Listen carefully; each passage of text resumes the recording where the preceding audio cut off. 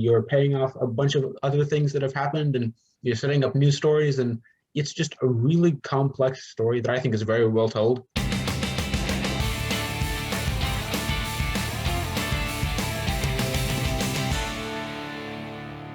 Hello, and welcome to Off Book Season 5.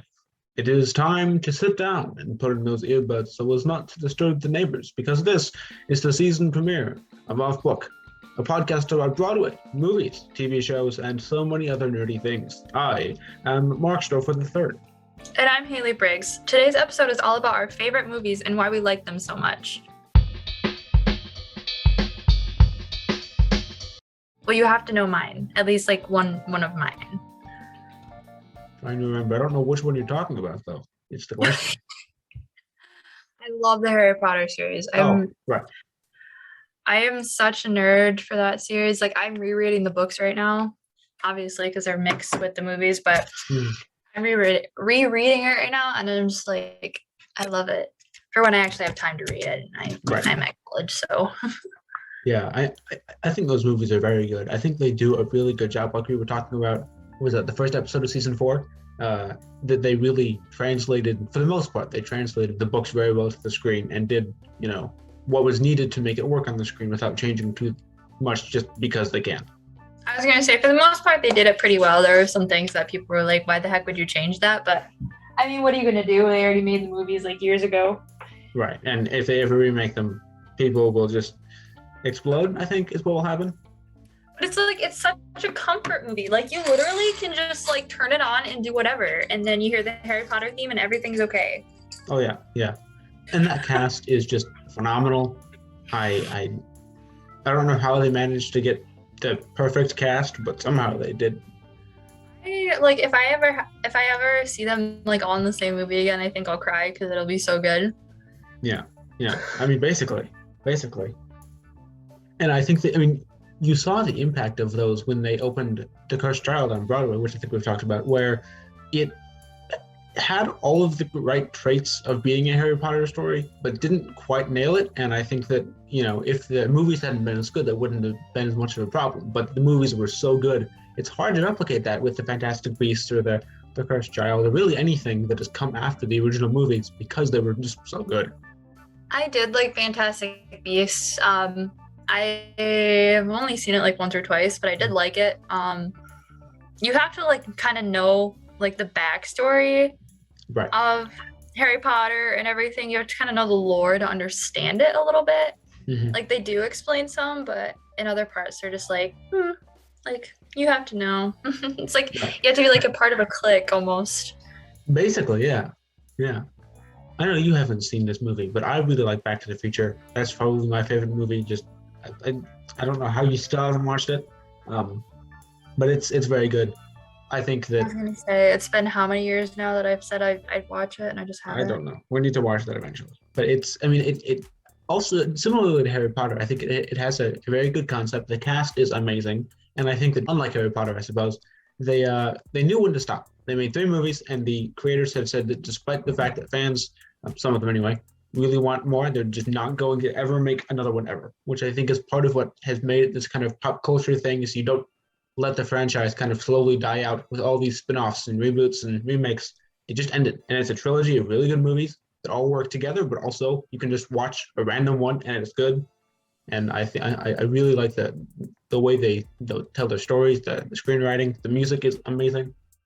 I was gonna say, I'm gonna be a little like unbiased. I don't really like Jurassic Park very much. Like, I like the first one and that's pretty much it, but like they keep making movie after movie of it, and to me it's starting to get really tiring.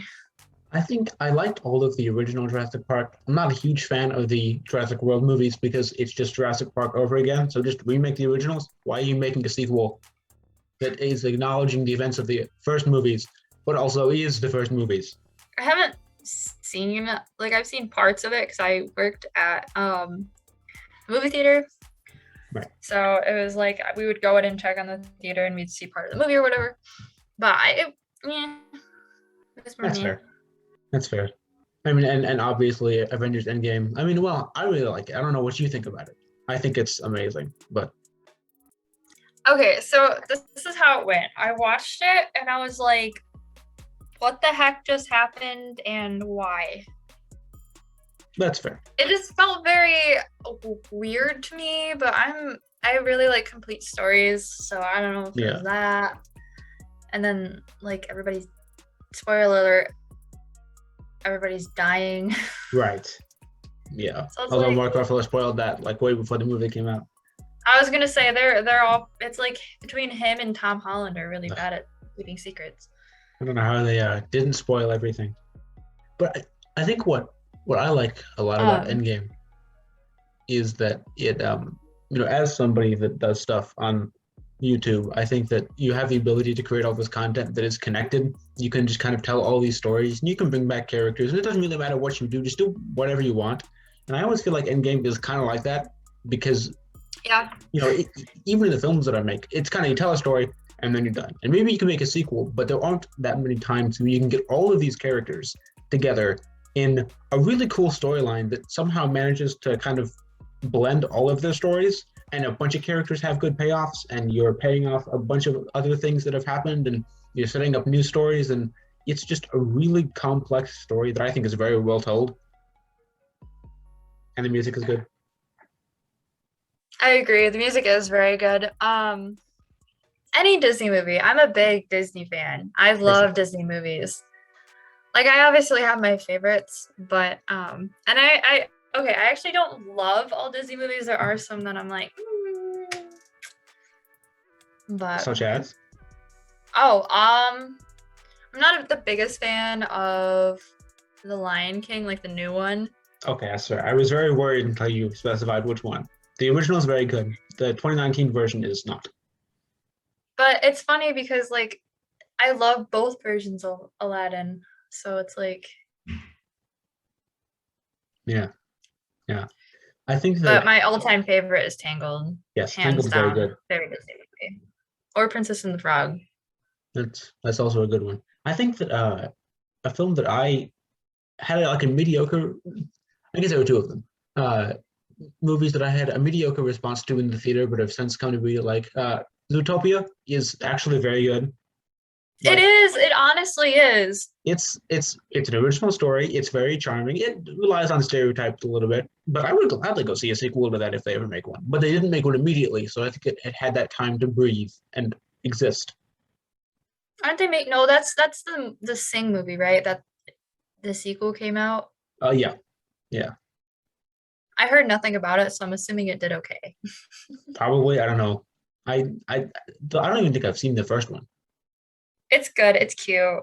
Okay. It's like about a koala and a theater, and a bunch of like nobodies become somebodies, but they don't need to become somebodies to be somebody. It's like, I'm more confused after that explanation than I was before. It's very Disney. Like, here's a life lesson. Okay. Now go outside and play. I don't like it's. But it's good. It's cute. The second one I heard is pretty interesting because, like, the second one's like branching off the first movie's events or something. I don't know. I didn't really watch it. Okay. You know what other movie I actually really like? Frozen 2, which apparently is an unpopular opinion. Everyone hated that movie, and so did I when I watched it in the theater. But since then, I mean, the score to that movie is amazing. The vocalists are insane. The story is kind of, mediocre, but I think the visuals were really good. It's cool to see, like, sequels like that where they actually take their time with sequels, because the first Frozen came out in, 2013, when I was, 12? Yeah. And so now Frozen 2 came out, 2 years ago. Right. Or something like that. And it was, it's cool to see the animation differences. Right. And that's what I like to look at too, along with scores. I always like to look at movie scores. Oh yeah. Well, Can you tell I'm a nerd? Oh, we both are. That's the whole reason the show exists. But I think that something that I've noticed, I'm pretty sure I've mentioned it in another episode, is that they clearly didn't know what made Let It Go so popular. So when it came to the soundtrack for the sequel, they just threw a bunch of random stuff at the wall and went, hopefully one of these will become a viral song sensation. And none of them did, but I think that all of them are much better for that kind of just randomness, because you go from these, Broadway style ballads to these really emotional, intense songs to a song that's basically you know, sung by Chicago or something, that's sung by a choir of reindeer. And I think that the fact that they fit all of those kinds of songs into one album is really just makes it really fun to listen to. I agree. I was never like a big fan of Frozen, but I liked the soundtracks, and I also don't know what made Let It Go so popular. I think it's just little girls and their obsession. I don't know. I guess. But I haven't seen the second one. I mean, I know it happens because I worked at the movie theater.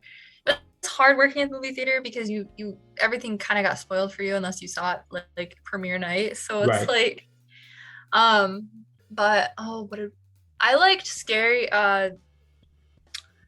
Stories to Tell in the Dark. I did see that one before it's basically it's a book series. Okay. And so like it's a cool movie. It's actually pretty cool to see. But it kind of left off on a cliffhanger, I think, if I remember right. I saw it like 3 years ago.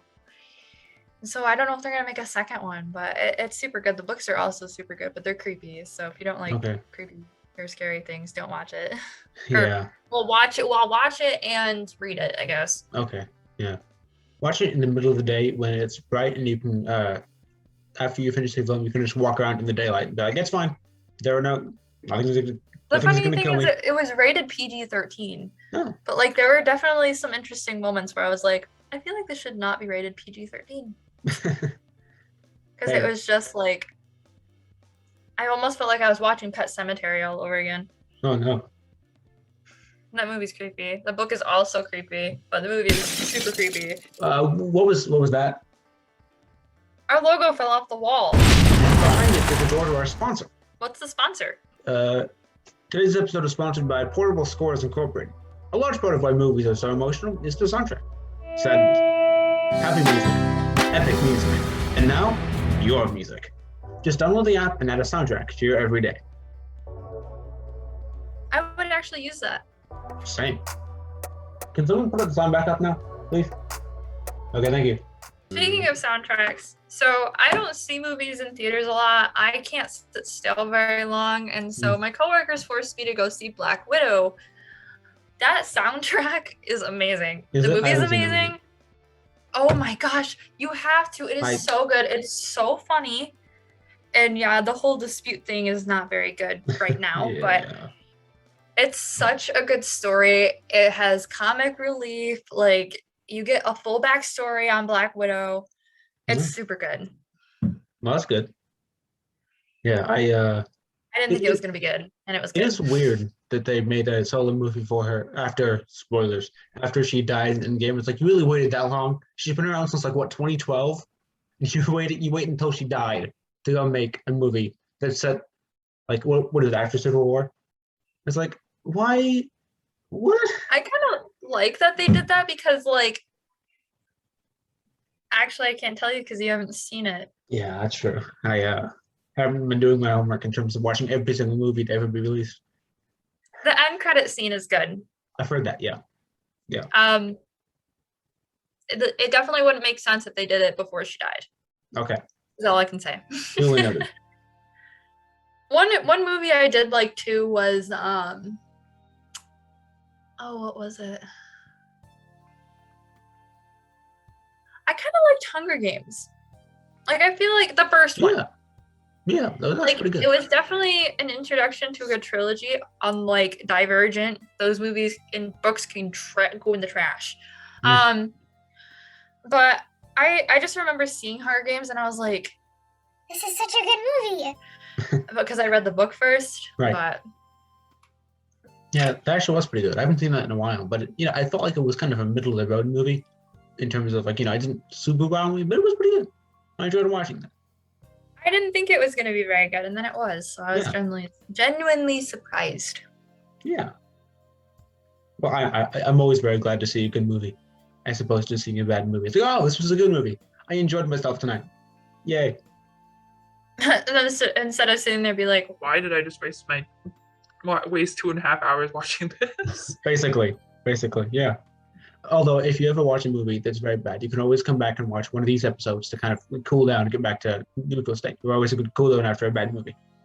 Exactly. Will be a little bit better than 2019's Cats. I still refuse to watch it. Oh, that's a good idea. Don't. Some of it is okay. There are some musical numbers that are okay, but about 99.7% of it is just terrible. How about that Dear Evan Hansen movie? Oh, wait. Oh, dear. That, I mean, granted, neither one of us have seen it yet. It doesn't officially come out for a couple days, but the previews are out, so the critics get to watch it and write a review before it comes out, and it is doing very poorly. It's getting trashed. Like, so imagine it getting thrown into a trash heap and somebody just using a flamethrower, and that's the Dear Evan Hansen movie, apparently, to critics. So it sounds like there are some people that like the movie. They said that it's emotional, and I saw one review that said that, you know, if you have emotions, you can't help but be drawn into the story of, you know, something else incredibly cliche. But also it has like a 42 or something right now out of 100, and that's not good, and that is upsetting in terms of musical theater in the movies, because I like it. I have some of the reviews pulled up, and this is one of them. Undoubtedly the worst musical I have ever seen. Overwrought and emotionless at the same time. Borderline offensive about trauma and mental illness. It's like it spun a wheel of trauma 100 times and added every option. Jail to everyone. Oh no. That is worse than I was imagining. And I was imagining a lot. Wow. It's like a theater account posted a ton of like reviews. Some people are saying that it was terrible. Some people are like, kind of liked it, kind of didn't, and some people are calling it Cats all over again. So. Oh no, not one of those. Speaking of movie musicals, have you watched the In the Heights movie? You should. It's very good. For those of you who don't know, In the Heights was the musical written by Hamilton's Lin-Manuel Miranda before Hamilton. It opened in like 2008, I think, and it was kind of what brought him into the spotlight. And it got a movie adaptation that was supposed to be released in like June of 2020, but then they delayed it to June of 2021.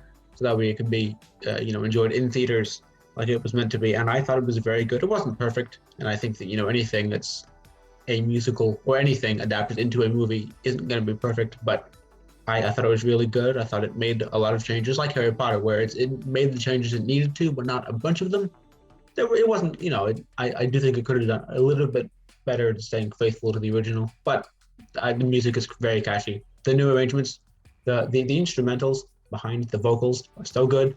I really want them to release an album of them like they did for Hamilton, because I would listen to that.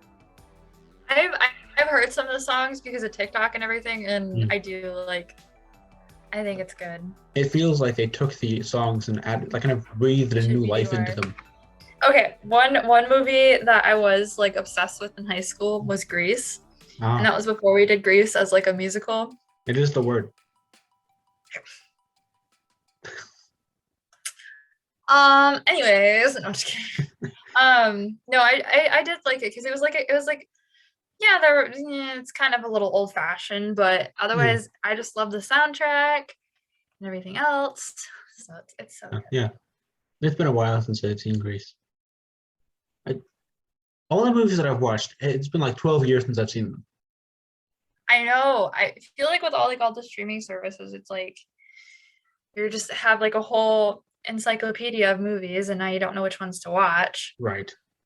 You just keep forgetting all the movies you've seen. Oh, I have seen that one, actually. Any Hallmark Christmas movie. I think you have to fight now. I do not like those things at all. Oh, no, I don't either, but that was literally like the whole list was like the last 10 movies was Hallmark Christmas movies. I thought you were saying you liked them, and I was very concerned. I like maybe like one or two of them.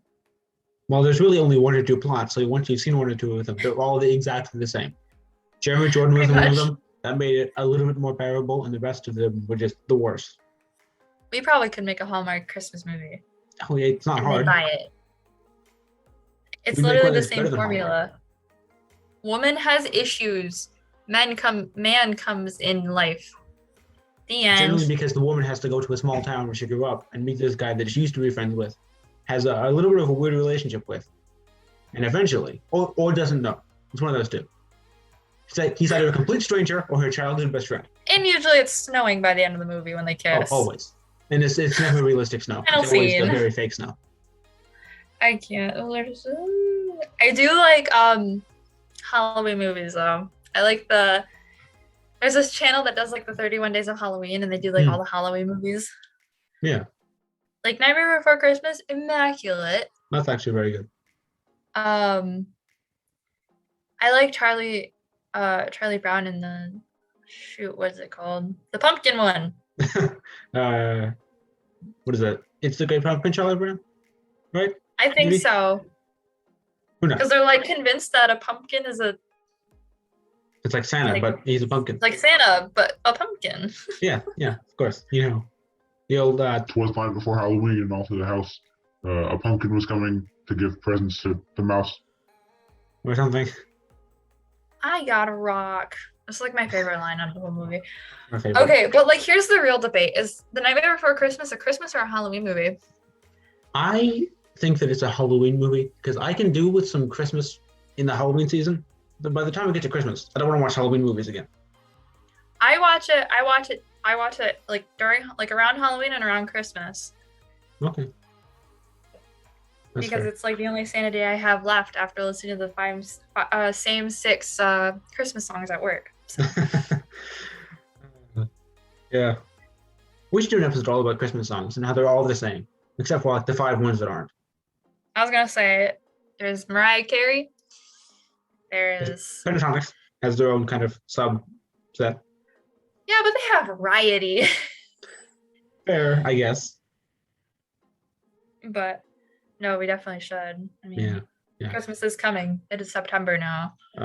It's coming very quickly. Halloween's coming even faster. Halloween's on a Sunday this year. Why? I don't know. Christmas is on a Saturday, That's good. I like that. and then New Year's Eve is on a Friday night. No? So you know I will not be driving anywhere that night. Yeah. Have you seen the Santa Claus starring Tim Allen? Yes. That The is Santa the Claus most movies? bizarre movie ever, and I love them so much. It's like, it sounds like, what are the circumstances that they pitched that movie? The plot is insane. Go look it up. It is ridiculous, and I watch it every year. I watch all 3 of them every year. They're all very good. They're all completely ridiculous. They get more and more ridiculous as you go. And it's like, okay, people bought into this idea. Let's keep making it more crazy. So by the time we get to the 3rd one, it's just like, what is even going on? It's like, okay, so Martin Short is Jack Frost, and there's Father Time, and also the in-laws, and also a plastic Santa Claus? What? And then Mrs. Claus is like pregnant. I don't know, it's like a whole thing. It's so weird. But I love it so much. But it's funny. Yes. It's And it knows that it's weird, and it doesn't try to not be weird. It's like, yeah, we're weird. Deal with it. And now, the Off-Book Season 5 premiere comes to a close. Next week's episode is all about the infamous musical episode and what shows can do to make it bearable. Until then, we'd like to be the very first to wish you a Merry Christmas. Goodbye.